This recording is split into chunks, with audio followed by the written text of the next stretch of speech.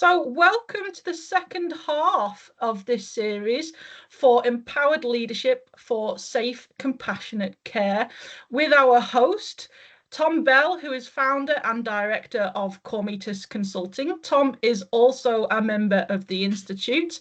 I'm Jade Maloney, operations manager, who's on hand to facilitate the tech side of things today. It is designed to be an interactive workshop, so as always, we'd love to see you, hear from you, share your comments in the chat box when there's opportunities to contribute to some activities that you can unmute and freely contribute. If there is anything said during the meeting that you would not like published, then you can contact me and I can edit that out of the recording, because that will be circulated to all delegates, including a slide deck as well that Tom will be using today. So this session is all around engaging compassionately with those affected by poor care. We'll be talking around the emotional, psychological and physical effect of that for service users and their family. We'll be learning some of the principles of engaging with those people empathically, with respect and understanding, and developing some of those active listening skills. And also understanding the importance of ownership when things do go wrong and how to be committed to improvement and why that is so important. Tom, I want to hand straight over to you now. By way of raising hand, did anybody got any questions? Lovely. Tom, over to you. Thank you. Thank you very much for that introduction, Jane. That's greatly appreciated. Before I get into the slides as well, I should say, this is a topic that's particularly close to my heart, and I always like working with the Institute, but I especially love it when I've got an opportunity to talk about something like this, which I think really resonates on a human level. There's something here, I think, about compassionate engagement that will take us outside of our work environments and hopefully outside of the traditional ways that we think. So I will start to share my slides. We're going to have a couple of opportunities, sort of question points, if you want to call them that, as we're going through, and those will be fairly early on.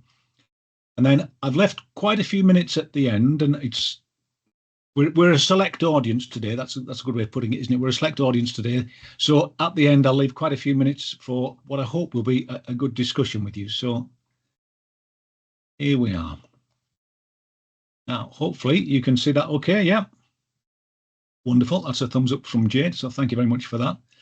This is, for those of you that haven't attended previous ones, this is the fifth in a series of 8 bite-sized workshops. And the series was designed so that each workshop would complement and build on each other. And I wanted each workshop to provide in the limited time that it has, because people are busy and we get that, but I wanted to provide a mix of behavioural insights, useful behavioural insights, some practical knowledge and some usable takeaways in a compact format. And my hope is that what we do today is helpful to you in the here and now, as well as thought-provoking for the future. So let's talk about engaging compassionately with those affected by poor care.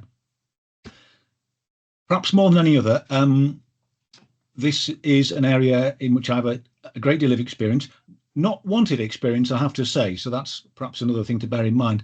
But it's also in my experience and in the experience of many others that I meet and talk with, and I'm speaking constantly to people both within the NHS, within the care sector, within the wider health and care sector.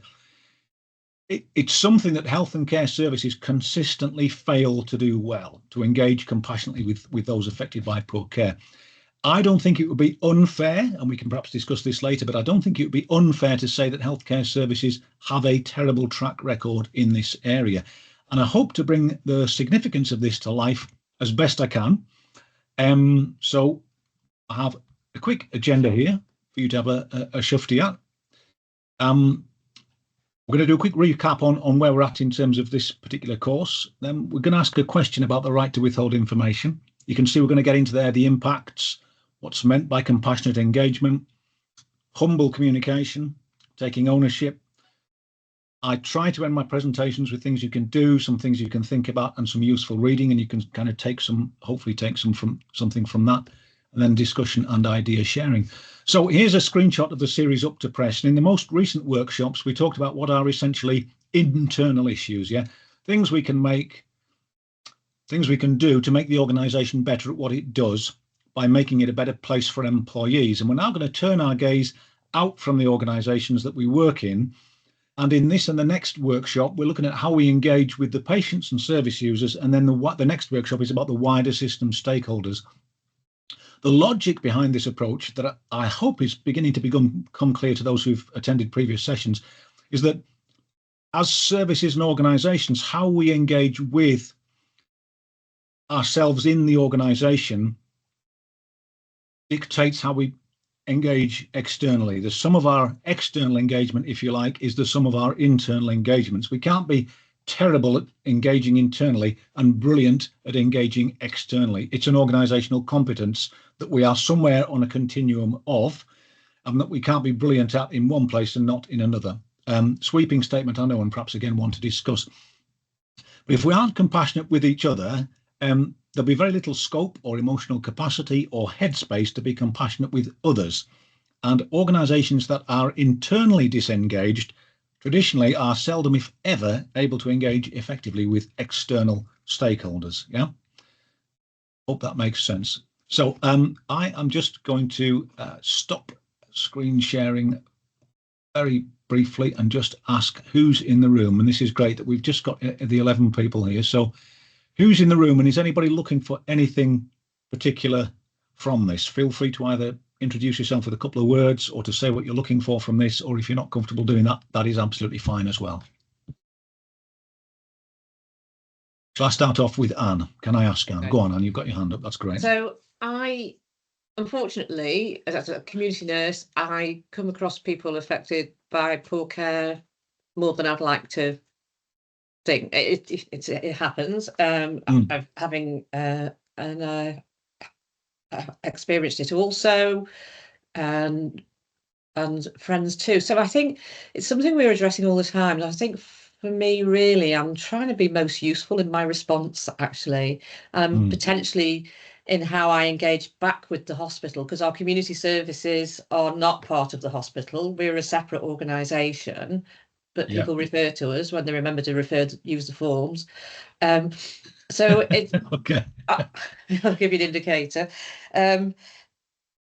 So to continue meeting people's nursing needs in their home. So, but it is about how to have a useful dialogue, actually. That it isn't just about, there's something about letting people know, you want people to learn, etc., etc. Sometimes it feels like the glazing over, there's no capacity to absorb the problem, they're too busy.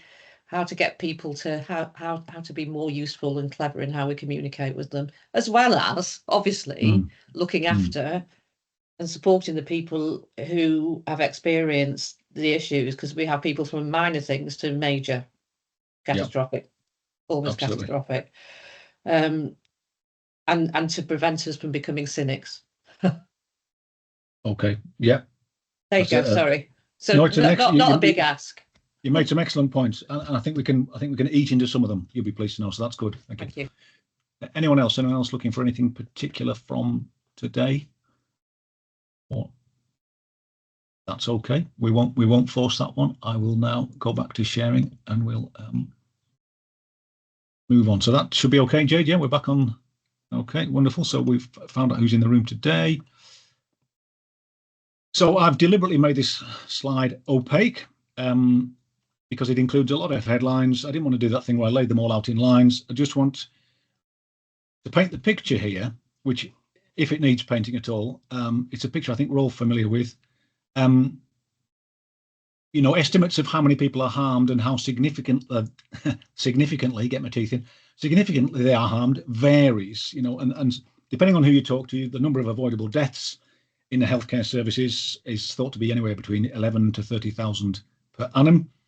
Number of people harmed in primary care is pretty much an unknown. There are efforts at establishing that, but in my view, they're pretty inaccurate. I think because in many respects they can't be accurate due to the nature of primary care. And again, we can discuss that later if you wish. You know, not everyone who's misdiagnosed or unwittingly diagnosed or unwittingly harmed knows they have been, yeah? And I hope that makes sense. And harm will occur not because people are bad, not because the health service is terrible, any part of that health service, be it public, private or third sector, but because we're all human. That's the bottom line here, isn't it? You know, we and our colleagues will make mistakes. That's where we're at. So this chap here, this is Johnny, and Johnny was he was my best friend growing up. He was that annoying friend. I don't know if some of you may have had a friend like this, but he was a very annoying friend in as much as he was better looking, could play the guitar, was attractive, to the opposite sex, which when you're a young man, that was super important at my age.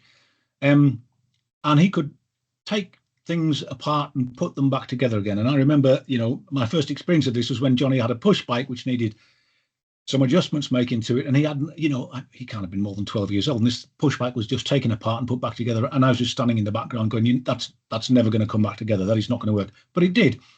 And we grew up together. And a few years ago, Johnny tragically took his own life, and his mum found him hanging from one of the beams in the garage at home, and she, as you can imagine, has never got over that. And we're going to come on to the impacts shortly. She has never, ever got over that. And it emerged later that Johnny had been sent home without the consultant being spoken to. So the on-call consultant, mental health consultant, wasn't spoken to. He'd been sent home with medication that exacerbated his risk of suicide. There were a whole host of mistakes made.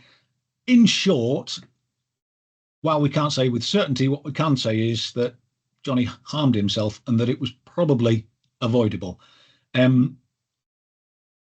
His mum then spent 5 years pushing the NHS to find out what had happened, and they settled on the court steps. It didn't go through NHS resolutions. His mum felt that they were being so dismissive towards her concerns, and again, this is a part of compassionate engagement, but his mum, Isabel, felt they were being so dismissive of her concerns that she ended up hiring a solicitor. I have to say that the compensation that she got mostly paid the solicitor's fees, yeah, and just a needless 5 years of pain and of expense to find out something which, if people had just engaged compassionately at the start of that process with integrity, would have saved everyone that. The only people that made anything from that were the legal teams. And some of you may recall during a previous workshop, I think it might have been the last one, it was on internal engagement, that I told the story of a chief executive who had told staff in an open management meeting, a large management meeting, where he said, I've got far more important things to do than spend time with you. He said, some of you want me to spend time with you, but I've got far more important things to do. His words, not mine, yeah. Quite the motivator, as you can see. Now, he was the same chief executive that was in charge of the trust on whose watch Johnny died. And after Johnny's death, the chief executive sent a letter offering Isabel, Johnny's mum, his condolences.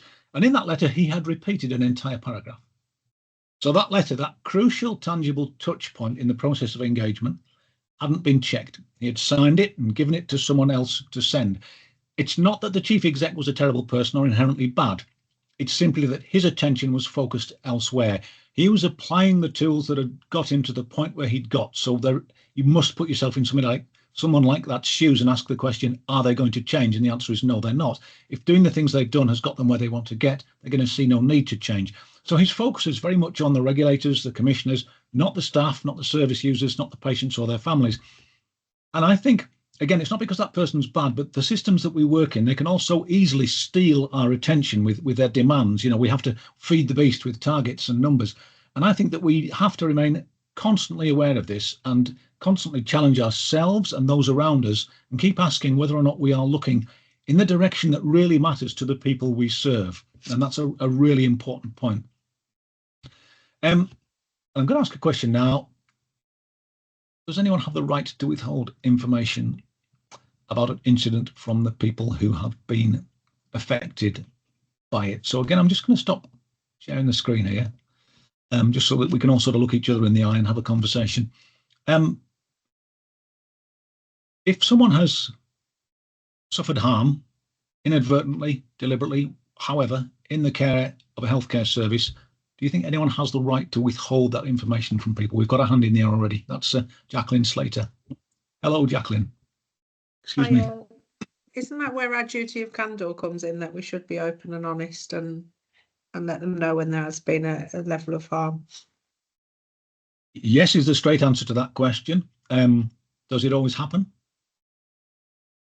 I think that's a rhetorical question, because I think we have duties and we have legislation and we have rules and regs, but actually those rules and regs haven't really changed a great deal. If you wind right back to mid-staffs, and I know I have to say, I think people in healthcare circles are almost tired of talking about mid-staffs, but I saw Robert Francis talking on a session that he did with the Institute for Government the other day, and he's still talking about it, in the sense that he's saying that some of the things from that still haven't happened, that the ways of behaving in some respects have actually got worse.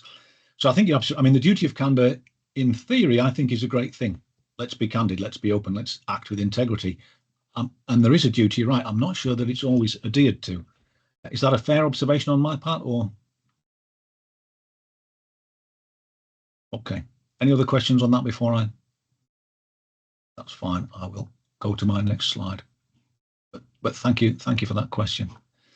Okay, we've got thumbs up again, I'm hoping. So the reason I ask is that not all those who've been affected by or experienced poor care, accidental or otherwise, will even know it. Now I'm going to put my own experiences of being kept in the dark about what happened to my sister Alison to one side for a moment, because I don't want you to think that my views have been shaped entirely by a single episode or by something that's happened in my life, which I now think is typical of the system. I do not want you to think that. I've got the t-shirt, it itches and it scratches, but I appreciate that there's more than just my experience going on here. And what I'm going to do is talk to you very briefly about a well-watched TED talk, which some of you in healthcare circles might have seen. I still watch the TED website. I know it's a bit old, a bit passé now, isn't it? But there's some great stuff on it. And there's a presentation there by a guy called Brian Goldman. Now, the talk is interesting for many reasons, and I'll share a link to it in the PowerPoint presentation, Jade, afterwards. But it seems a very heartfelt talk in which Dr. Goldman, who practices in Canada, he highlights how clinicians in healthcare don't feel able to share or talk about their mistakes openly. And I think that's a sentiment that, and it's a view I think many can identify with. But around 10 minutes into the talk, he says, and it strikes me as in an almost dismissive fashion, he talks about the first incident where he got something very wrong. And he says, after that first incident in which he had made a mistake that cost a patient their life, which happens, this happens, his colleague, who he then goes on to describe as an absolute doll, I'm not sure what that means, but perhaps it's a Canadian thing, who knows. His colleague talked to the family, these are his words, by the way, his colleague talked to the family and I'm quite sure smoothed things over and made sure he didn't get sued. Just have a little think about that. His colleague smoothed things over with the family to make sure he didn't get sued. I think that's absolutely fascinating. It's not that Dr. Goldman is a bad person either, but he's talking about clinicians being able to engage compassionately with each other internally and to understand and acknowledge each other's mistakes and to learn from each other. Yet at the same time, he's saying from a clinical perspective, it was okay to hide what had happened from the people and the families that had been affected by that incident of poor care which avoidable, preventable harm occurred and someone died as a result of that. Someone died by his own admission. He's saying that on the TED website. So it's an interesting thing to bear in mind, I think, isn't it? Not everybody that experiences harm knows they've experienced harm. And I think, that's a great point. Jacqueline, you made it about the duty of candour. You might remember a report a couple of years ago presented to, gosh, that's 4 years ago now, isn't it? Gee whiz, where's that time gone? It was presented by MPs to the Houses of Parliament, and it talked about the fact that they estimated about 1,000 infants, babies, each year were dying preventable deaths simply because people were unable to talk about mistakes that had been made internally inside the organisations that they worked for. They were unable to acknowledge things had gone wrong and to discuss them. So if you put that in context and you say, if that's happening within organisations where we're not allowed to acknowledge our mistakes and talk about them, I'm going to guess that's amplified. So when we talk about a duty of candour, if we have that externally, but we don't have it internally, then we're back to that mismatch of saying, well, we can't engage brilliantly externally until we're engaging brilliantly and openly and with integrity internally. So again, I think it's a very interesting point there. Yeah, we need to be able to talk about things before we can acknowledge them. Yeah? And if we can't even talk about them, then those things are going to occur and nobody's going to know about them. When I asked about being able to withhold information from people, it comes from a genuine place, in as much as that I'm sometimes asked by people, do I think it would have been better not to have known and not to have found out about what happened to my sister Alison when she was in the care of an NHS mental health hospital, and about the events that preceded her suicide. I won't go into details of that story. If you want to know more afterwards, let me know or get in touch. But I'm often asked, because we only found out, it was nearly a decade after it had happened that we found out, and Alison had already taken her life by that point. And people say, well, you know, what you didn't know didn't harm you, but actually what we didn't know was harming Alison and ultimately harmed us all massively. And we were ignorant of what was going on, and that ultimately ended up costing us more than I can ever put into words. And so I think choosing not to tell people if they or their loved ones were harmed unnecessarily is not compassion. We can call it the greater good, we can call it saving people from hurt, but I don't think it's compassion. I think it's deception. I think it's theft of the truth. And I particularly love that phrase from The Kite Runner. Brilliant film and brilliant book, by the way, which talks about there being only one sin, and that is theft. And that we have no right to steal the truth from other people. I think it's a very powerful message. But of course, the system conundrum exists, doesn't it? Right at the point where the greatest levels of our humanity are needed, the better nature of health and care services struggles to emerge. Again, not that we're bad people. It's that we exist in systems and organisations that kind of,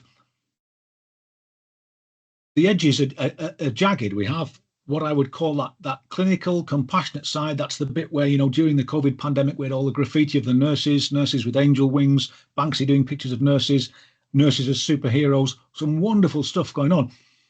But then there's almost that kind of Jekyll and Hyde bit, isn't there, where we need that compassionate bit in the interactions that occur through the bureaucratic points, the admin points, the leadership points, the management points, all those process points that exist in NHS and other care organisations. Because people's perceptions, whether you're dealing with a care home, a healthcare setting, a primary care practice, our perceptions are shaped by what we call the touch points, our moments of experience with each of those things. And a touch point is a point of contact or interaction, especially between an organisation and the users of its services. And every touch point should reflect and reinforce and reiterate the message you want to give. This is what good brands know. The best brands know this. I can say that, by the way, 20 years as a chartered marketer. Don't hold that against me. But your touch points will give the message of who you are. You don't give the message of who you are and then not have the touch points to back it up. Your touch points are the message of who you are. And we discussed previously that an engaged workforce is your greatest asset. I think it's your only asset, to be fair. But the experience of your service users, your patients, their families, friends and loved ones, they will mirror that of your employees. But I appreciate there is a system conundrum there, which often stops us bringing our better selves to the table. But after something's happened, there's a pivotal point in time, and how I think you choose to respond, that really sets the tone, absolutely sets the tone for how things go forward. Even, from choosing to hide things, to being open and acting with complete transparency and candor and humility.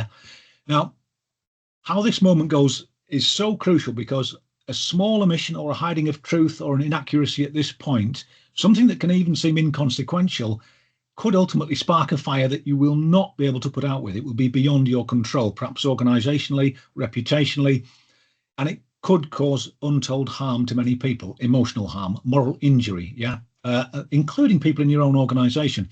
Now, to bring this to life, what I mean by this, some of you may have heard this story before, but you imagine that you're a pilot, indulge me, and you're flying from New York to London.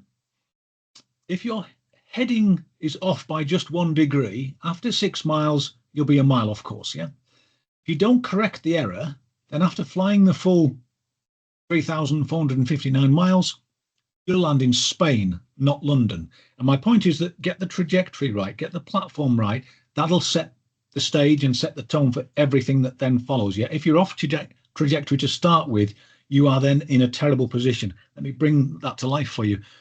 When things happened to my sister Alison, what happened was an entirely understandable human error, and because people are human, I say that, people drop the ball, an entirely understandable human error of judgment was made, which was then hidden.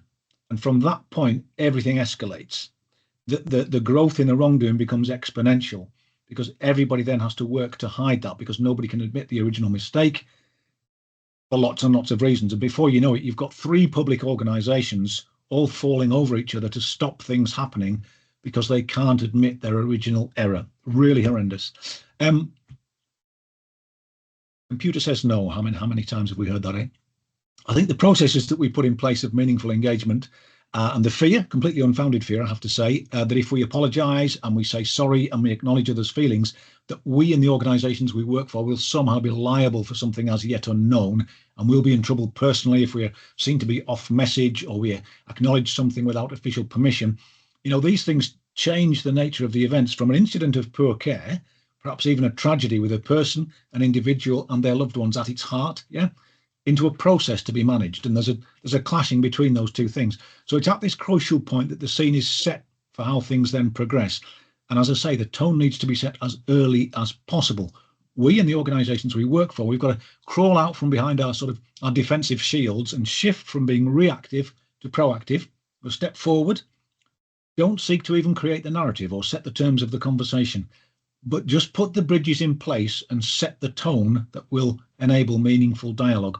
And Anne, you talked about dialogue earlier.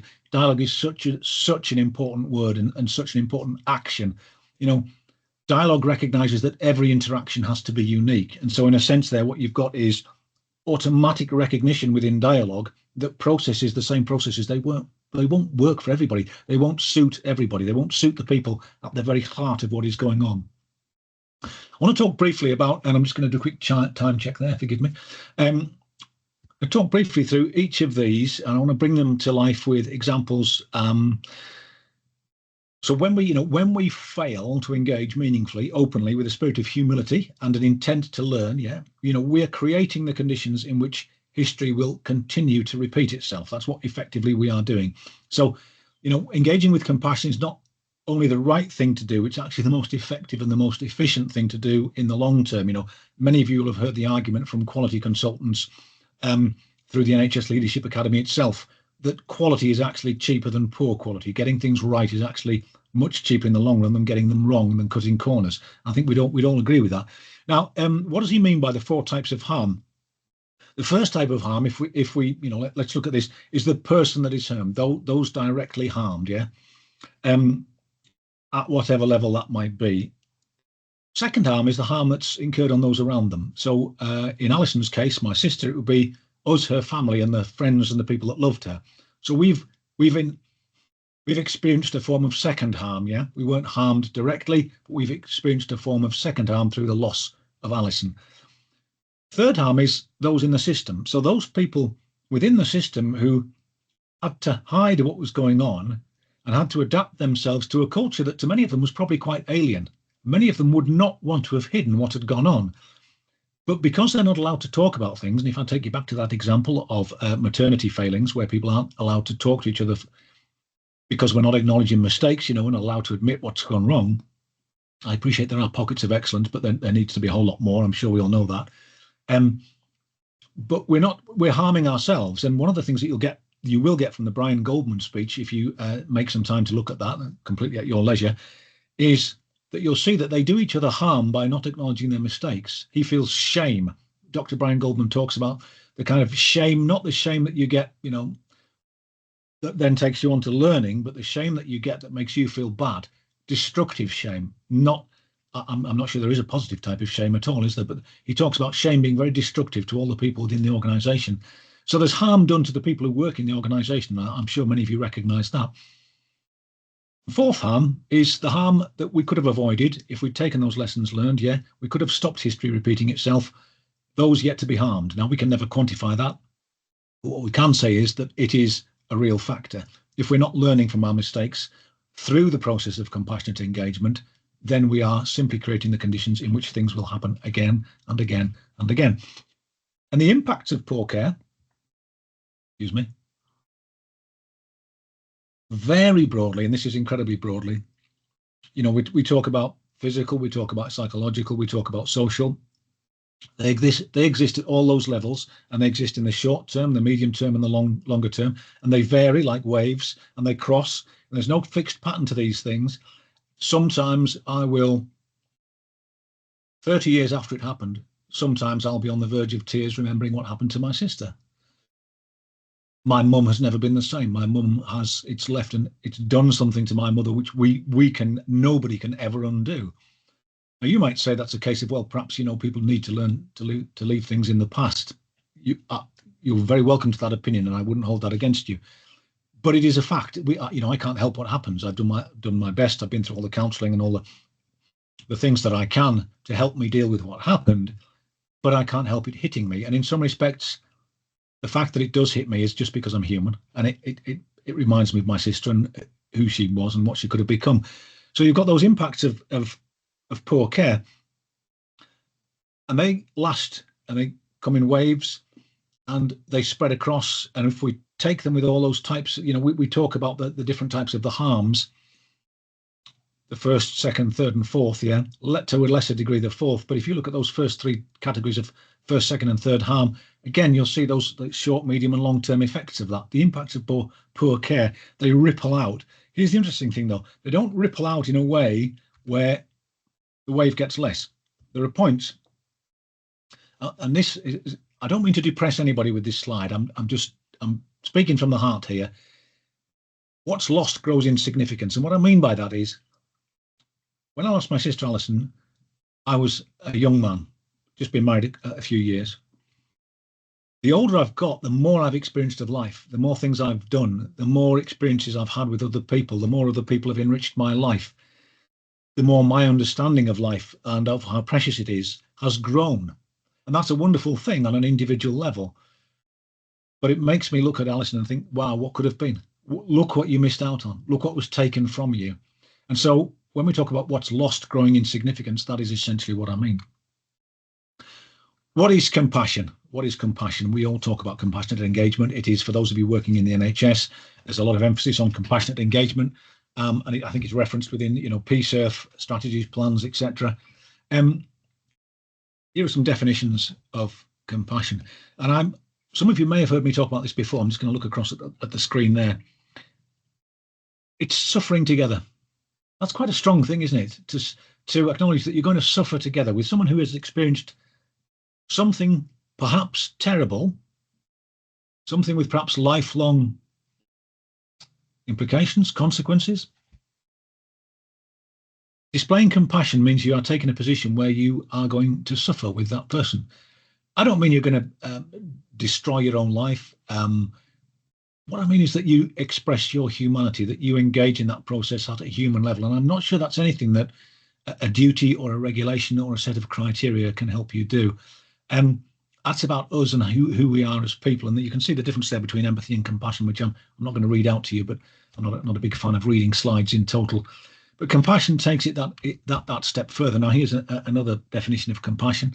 Going out of your way, to relieve. So it's the absolute opposite of that computer says no. It's actually saying stuff the computer, get the computer off the desk. Let's have a conversation. What can we do? We go the extra mile to relieve the physical and the emotional and the psychological and the social impacts of what has happened. Now, I think what's fascinating about this definition is that you'll notice in it says it may be considered partially rational in nature. Isn't that wonderful? I think it's totally rational. I also think you can't fake it. And the reason I think it's totally rational is that I think it's about us recognizing how we'd like to be treated. So when we respond to others the way that we'd like to be treated, I think that is totally rational. And as I say, I think it's rational because it's human. I don't think it can be faked.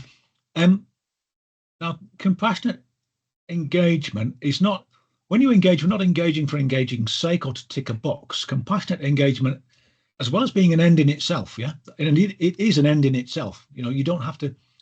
To engage compassionately is to engage at a human level, which will leave an impact in itself. But it's also the means by which you can make a difference. You see, we talk about that trajectory, and if you can set that trajectory for a very different sequence of events than the one that all too typically occurs, you can help people heal. You have an opportunity to create that meaningful human experience and change the perspective. And really importantly, the emotional legacy that's going to be left behind. There's a legacy. Events create legacies, and how those are handled at that crucial point where they occur, that's the platform on which the legacy gets built.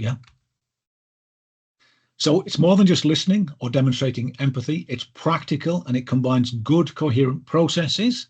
So processes are important, yes, but with a human touch. And it's not your role to smooth things over and leave people to wonder for the rest of their lives if they did the right thing. We should be giving them all the information, tools and support they need to equip them, to empower them, to make their own informed decisions about what to do next. We shouldn't be setting the narrative or smoothing things over. It's about empowering them, sometimes with information which might be contrary to our gut instinct. I don't want to tell them that. I don't want to share that with them. I don't want them to go down that path. That will be bad for us. That's not compassionate engagement. That's backside covering, yeah. The detail matters as much as the delivery, yeah. Not everyone's going to want the same level of support. That's okay. But as long as they are made aware of what's available in a consistent fashion, in a coherent fashion, some will disengage, some will rage, some will retreat, yeah. People cope in different ways. Compassionate engagement means being willing to adapt your style of communication and engagement to meet the needs of the person, yeah, to fit with them. Don't demand that they fit with you and your processes. That's not compassionate engagement. And when I say the detail matters as much as the delivery, go back to that example of the letter.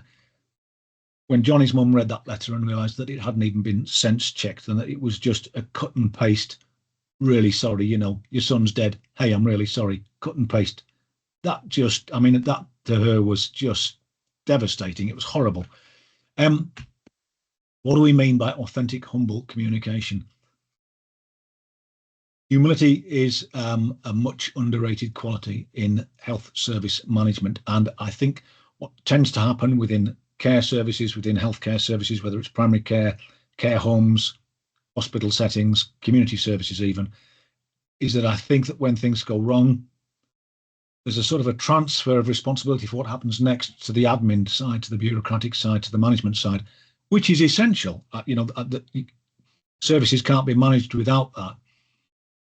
But there's not a great deal of humility present sometimes in those areas because humility isn't rewarded. It's not that kind of culture, not that kind of climate. Pull me up on that if you wish, absolutely fine with that. But in my experience, there's not a great deal of humility. And humility really for me is engaging on the basis that you've got more to learn than to offer. Yeah, you know, you're there to learn, to understand what's happened, to see things through other people's eyes. Acknowledge people's right to be angry, yeah. You know, I remember having a conversation with the steering group of the Parliamentary Health Service Ombudsman, you know, which they were talking about the kind of language they use in their letters, you know, and it really is, and forgive me if I'm just sense checking for time, but if you're not comfortable with fruity language, then, you know, mute me for the next 30 seconds. But we talked about the use of their language and they said, you know, Tom, were you disappointed? And I said, I was more than disappointed. So disappointment is something you feel when the Bluetooth connection on your car doesn't work or link up with your phone. I said, I was fucking devastated. I was reduced to nothing. You know, I was a wreck, sat on the foot of the stairs, crying, you know, disappointed doesn't get near it.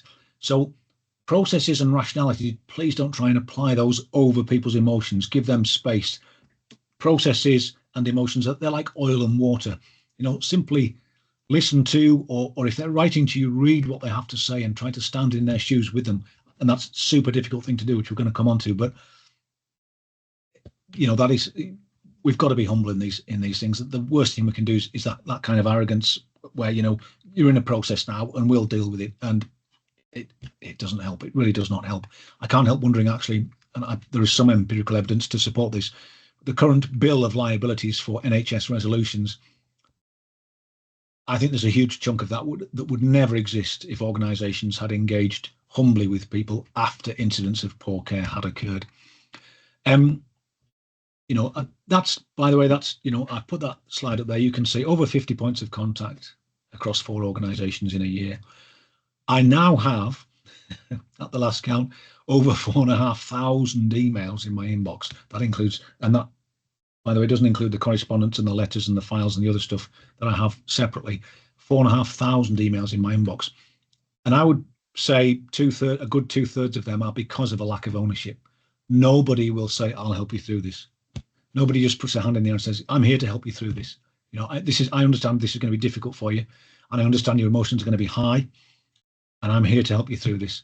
It really is, you know, if you want to know what entering the territory of computer says no is like, then, you know, step into my life for a week or so. Ownership doesn't mean being across everything or knowing everything or having the intelligence and data about everything that's occurred. It just means being the point of contact, the compassionate point of contact that simplifies the process of interaction. Yeah. Johnny's mum lost lost count of the number of contacts that she had to deal with. There's an opportunity to have a role in helping people move forward here. So that ownership and that accountability, that is super, super important. Taking ownership is also a really good, effective thing to do. When I used to work in an NHS trust, which I did for over 5 years, what we did was we met with stakeholders, so that's patient groups, local authorities, interest groups, Health Watch, GP practices, you name it, all the stakeholders within the system. And we gathered data. And we were seen as the point of contact. So we took ownership for that point of contact. If something was going wrong, a GP practice contacted us. If mental health service users weren't getting the right treatment, then the advocacy bodies got in touch with us. That helped us because having that point of ownership allowed us to be in charge, if you like, of developing a database. Some of it was qualitative, some of it was quantitative, but having that stuff, if you like, in one place was great because it enabled the organisation to understand what the common themes were. Yeah. So, when we talk about ownership and good recording, they actually help you. We used to use a CRM system, by the way. Some of you may be familiar with it. It's called Microsoft Dynamics. And we put all the information into that place with people's permission, of course. And that helped us, so when I talk about processes and coherence, this isn't all about emotion. I understand the importance of processes and coherence behind the scenes. But it really does help you as an organisation, collate and understand all the issues that are emerging. We're going to get into some things you can do, and then we'll do some things to think about, some things to read, and then hopefully we will have a fruitful discussion. Super simple, isn't it? But really difficult to do. Make time and keep your promises. I know that sounds slightly naive on my part, doesn't it? But it entails a number of things. If you're going to keep your promises, then you have to make them. Yeah. So there's a precursor to that. So making time and keeping your promises is about engaging with people, telling them what you're going to do, how you're going to do it, when you're going to do it, when it's going to be done by, and keeping people posted. Yeah. I learned this, by the way, from years in sales and marketing. These are really, really simple things. The way to upset and lose a customer is not to keep them posted. You don't have to get everything right. You just have to keep them in the loop. Yeah. So make time and keep your promises. Don't fall into the trap of telling people you understand. I remember speaking to a very senior, actually, mental health consultant it was at the Patient Safety Congress in Leeds a couple of years ago. Sorry, Manchester. He was from Leeds, that's right. It was at the Patient Safety Congress, which is hosted by the IHSCM in Manchester. And I started talking to him about my experiences. I didn't land them on him, I should say. He asked about them. And then he started to tell me that he understood. And so I asked him if he'd actually been through it. And he said, no. I said, well, how do you understand? And he just kind of looked at me as if, well, isn't it what I'm supposed to say? Aren't I just supposed to tell you that I understand? The answer is no, you're not. You can tell me that if you wish, but I'm not going to believe you. You can tell me that you will never understand. Yeah? Tell me that. I'll believe that. Tell me that you can't understand how I feel. I'll believe that. But please don't tell me that you understand, because unless you've got the T-shirt and been through it, you don't. If you don't know, say you don't know. Again, another golden rule, isn't it? Give people good quality information. Again, this comes back to the processes behind it. If you are going to send out packs to the families of people who have been affected, packs to families who might have made a complaint, whether it's through a care home or a primary care setting or whatever it might be, give them good quality information, up-to-date information, well-presented information. Let them know they matter. Coming back to this point about touch points, you'll be judged through those touch points, not through what you say you're going to do, but you'll be judged through how you do it. And let people know you heard them. Keep them posted. If you learn lessons, let them know. Involve them in a group, engage them with other groups, and then keep those groups in touch. Yeah. So if there's a patient advocacy group, keep that group in touch and feed back to that group, whether you're involved in what used to be called commissioning and is now integrated care boards, whether you're involved in NHS management or whether you're involved in the care sector. Let people know that you're acting on what they tell you. And if you're not acting, why you're not acting. Because sometimes, patient's family aren't always right. The customer isn't always right. Yeah. Some things to think about. So hopefully I've given you some practical things there that to do, and I appreciate you might want to discuss those in a bit more depth. But some things to think about. Who decides what poor care is? I think that's very much down to, yes, there are definitions and there are guides, and each person and organisation will respond differently to patient experiences. What I would encourage you to do when I say that is also please resist comparing an event with something worse. well, at least, that's one of the worst way to open a conversation, is to tell someone that things could have been worse. Comparison with the least good is not a recipe for improvement. Yeah. So, if your organisation has a pack of or pack of information that's updated and checked, we need to take ourselves to work each day. Yeah. And what that means is remembering who we are and what matters to us and those that we love. And so when I talk about it, is your organisation prepared? Have you got the processes in place? What if it was your favourite nana? Yeah. I pinched that off Daniel Pink many years ago, and it's one of my favourites, because I think, actually, what kind of care would I want if it was my favourite nana? Yes, I have a favourite, or had a favourite, I should say. And if compassionate engagement is a product of how we do treat each other internally, how's that looking? Because you're not going to get one right without the other. Yeah, so just bear that in mind. Some useful reading. Some of you may have read some of these books. Some of them are oldies but still goldies. These are I've probably read more books than is healthy for me. But these are 5 that kind of spoke to me about how you could perhaps get inside the mind of someone who's been through an experience of harm. On that note, I shall thank you for being attentive. Hopefully nobody's asleep yet. I will stop sharing my screen, and we'll have some time for discussion. Hopefully at least 10 minutes. And as previously, Jade, if anybody wants to stick around afterwards, that's absolutely fine. I'm not precious with time. I'm not gonna chase anybody out the room.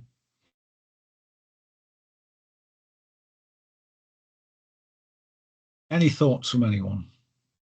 Fabulous. Thank you, Tom. I've just popped a link in the chat to the next session on the 3rd of April, which is around engaging effectively and building trust with external stakeholders. I've also screenshotted those things to think about, and also the useful reading for the time being, because you will not receive the recording for this for at least a fortnight's time, because I'm going on leave. So apologies for that delay. As Tom said, we do have some time now to take any questions from you, our wonderful audience. And also, if you'd like to stay on the call briefly after today's event finishes, you're more than welcome to. And I'm happy to leave you and Tom together as well, if you would prefer me not to be on the call. Over to you.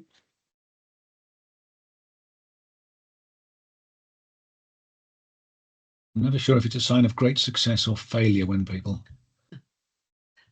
Well, I mean, was it what folks were expecting? I mean, please be candid. I've got broad shoulders. Do you have a question, Anne? Yeah, well, it's not so much a question. Thinking about things to think about, who decides what poor care is. We do have a lot of standards out there, don't we, in terms of CQC, professional bodies, etc. And sadly, sometimes the coroner will tell you what poor care is, which is quite extreme. We don't want to go there. So I think public, if they grasp it, does have reference to a lot of standards now, to be honest. But I'm wondering, Tom, are you more thinking about it's about what's personal to an individual rather than a set standard? It absolutely is. And it's interesting, because I think I was hoping that we could, you're very much at the sharp end, and you were talking about, you're having to share with people and enter into dialogue with people who've experienced all kinds of levels of poor care. I think, let me bring this to life for you. So I sat with an organisation that was tasked with creating, some of you may be familiar with this thing called PSIRF, yeah, so Patient Safety Incident Response Framework. And NHS trusts were told about I think it's maybe 2 years ago now, they had to get this stuff in place, and they needed to create a policy and a plan. And I was asked by the NHS leadership, hello Emma, I see we've got somebody there from the Leadership Academy. I was asked by the NHS Leadership Academy to work with the trust, who will remain nameless, on being what's called a patient safety partner within that process. And it was great.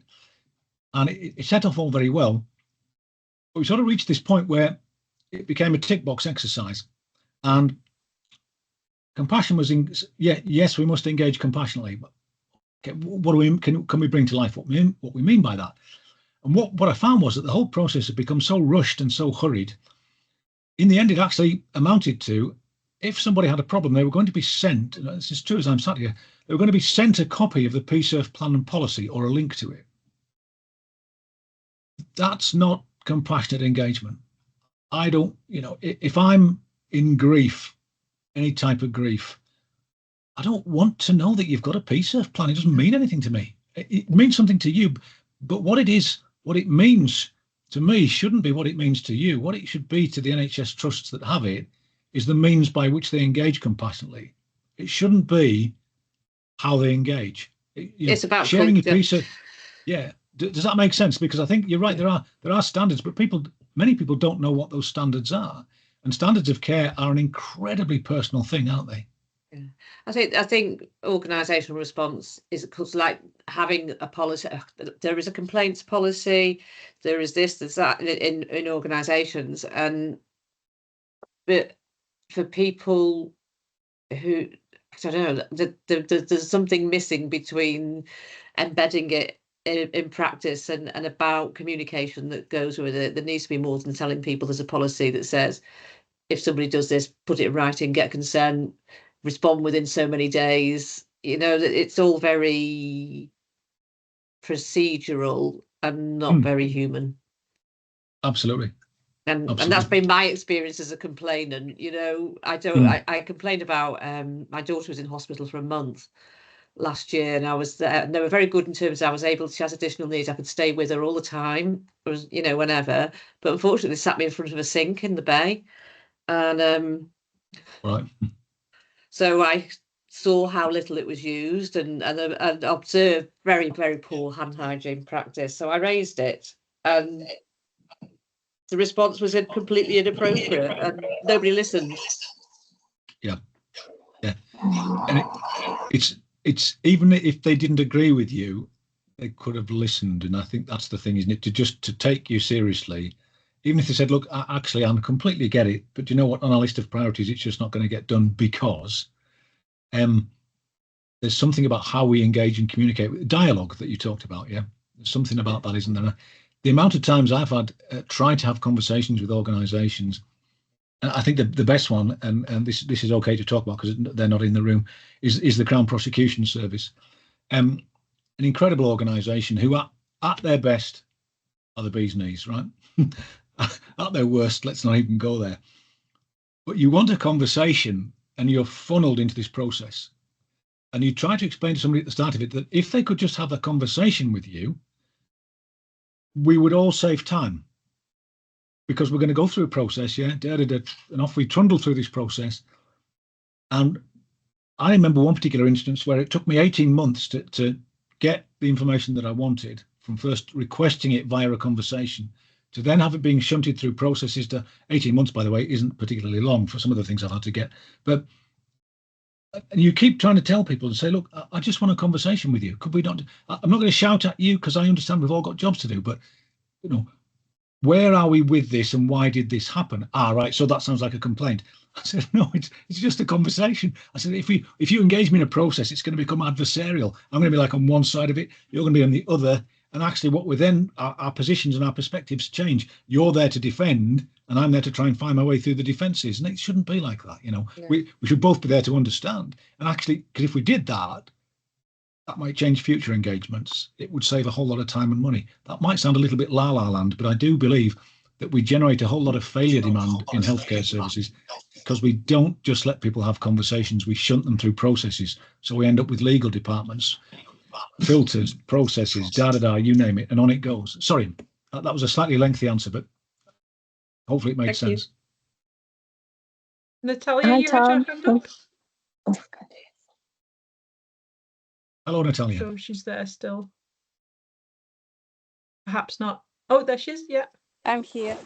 I just it raised a question, this conversation, and I wonder how you would look at that situation. So I was involved in teaching, and I've been asked to review paper, and the paper was about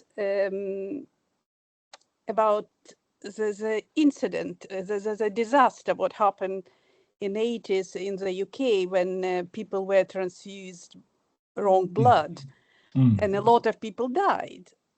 And then it was all hidden until recently. So it's all brought up just in May this year. It will be all reviewed again. And I think, is it a culture change, or is it everything? Is it any movement from what is the standards of care? This is the first question. And the second question is, when I like argument in a paper, and it wasn't any, it was just facts. So I Googled, is any similar disasters happen elsewhere? And I found in France in 1999, it happened, similar event. What happened? The people who were in charge of that NHS, they were put in prison for manslaughter. So it's how France dealing with the cases like this. And I think that is a cultural way of dealing with that. For example, in my culture, it's all will be hidden, and it probably will never reviewed. So right. I think in Britain, it is a movement, and I think it is a change. But in France, they do it very harsh way, and I think society accepting that. I think it's an element of cultural way of approaching things. Am I right? I don't know. I think we're it's well, where to begin? How long have we got?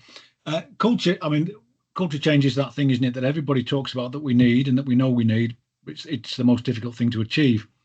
And if culture comes from the top, we'd have to recognise that most healthcare services are essentially, the culture comes from politics, doesn't it? Where they tend not to answer down, everything is answered up. And so there's an imperative to protect reputations. So rather than build the reputation on experience, and please, folks, please don't see this as criticism. I'm if you're looking for a fan of the NHS, then look no further. That's me, massive fan of I think it's the greatest achievement this country's ever accomplished. Probably one of humanity's greatest achievements. But the culture, though, does need changing drastically. I think there's perhaps also something there about sort of polite British culture, isn't there, where we don't actually tell things as they are, we don't say things as we see them or feel, and we strip the emotion out of things. And what I mean by that is, there's a guy I've spoken with a couple of times, very nice guy called Nicholas Gruen, who runs a very well published blog on the website, and he's been a civil servant in Australia for many, many years now. I think there's something refreshing about, and this is a sweeping statement, isn't it? And he would say that, wouldn't he? But there's something about the way the Aussies speak to each other and speak to other people that's very disarming. It's the F word comes out regularly, and they just kind of call it. And if you want an example of that, you've got to look no further than Bishop James Jones' report into what happened at Gosport, where I think it was Gosport report, where he talks about, and you're talking up there about how people are punished for things and held accountable for things. He talks about clinicians who essentially misled inquiries and misled patients and misled other people as engaging in what he calls clinical collusion. A fascinating phrase, isn't it? Clinical collusion. But it sounds so polite. It's such a nice thing, isn't it? Because the nice doctors, they would never lie, would they? The professional people, they would never lie, would they? And I tried to imagine if perhaps in some inner city housing project, if we would allow people to get away with crimes, dressing them up as, peer collusion, teenage collusion, crimes where the impact has been actually less than many of the things that we've had, whether it's the blood scandal that has just been outlined, or whether it's what happened at Gosport and other places. But there's something about the way we talk in reports that doesn't really pull out the elephants in the room. And the guy, my friend from Australia, what he says is that every inquiry is in essence its own cover-up. It doesn't mean that that's done in a malicious sense. It's not a deliberate sense or an evil sense, whatever those words mean. But he says that actually because the same people engage with the same narratives and the same command of language and the same words, and many of them from the same backgrounds and organisations, because they engage in the process of holding inquiries, the inquiry really can't come up with anything new. And there's an injustice done to the people who really have the knowledge that needs to be fed into those inquiries, because that's never allowed into the process. And so what happens is we end up with these kind of, Robert Francis's report, which I think is a very polite report, Bishop James Jones' report, which is a very polite report, into actually what are pretty tragic fairly damning events. And I also think, sorry, go on. Sorry, Natalia, what were you going to say? So sorry, I just moved my book. I didn't mean to say anything. No, it's okay. I was just saying that there's a cultural piece, you're right. There's an organisational cultural piece, there's a public sector cultural piece, because I found in my time in the private sector, the culture is very different to the public sector. Again, let me bring that to life. I'm about to give you a yawn moment, because most of you will have heard me talk about my time working for Carlsberg, but Carlsberg was a flat organisation, and the people at the top of that organisation wanted to know what was happening at the front line. They wanted to know. There was no sense of wanting to put their fingers in their ears and not know. And the reason they wanted to know was that the market forces that they were working within wouldn't excuse them being ignorant. If the products weren't right, if they weren't being received well, if the marketing campaigns weren't right, if the adverts weren't hitting the spot, if consumption wasn't rising in the right ways, in the right trends, and all those, whatever we think of alcohol consumption, just think of it as a product. But I can tell you from experience, I learned a lot from Carlsberg that I would never have learned in the public sector. But there was a desire to want to know what was actually happening. And I found in the public sector, when I joined the NHS, and just between Carlsberg and joining the NHS, I spent 10 years as a small business advisor. Not that I'm small advising businesses, I'm actually 6 foot, but I was advising small businesses. And what I found was that when I joined the NHS, there was this kind of, please don't tell us what we don't want to hear, because there's nothing we can do about it.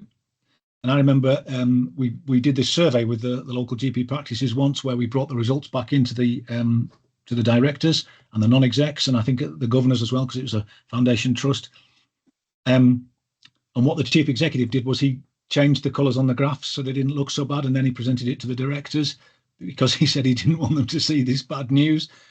And I was kind of like, well, what was the point of asking those questions if we're actually just going to hide it? It's not.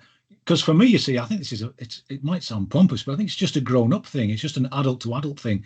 We need to have adult-to-adult conversations where we can say, look, this is how the world, this is what perceptions are. This is what people think of our services.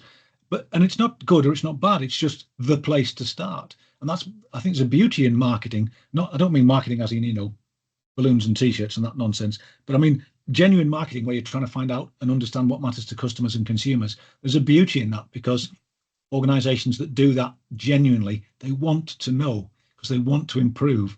And I appreciate that those pressures don't exist in the NHS, but they will actually, if we've got people on here from the care sector, they will exist to a bigger degree in the care sector than they do in the NHS, because care homes are in some respects competing with each other. I appreciate slightly differently, but there's when you ask about culture, there are so many factors to take into account there, Natalia. And I know that's not an answer, but it's probably raising more questions than answers. And again, as ever, happy to engage in emails afterwards if you want to discuss further.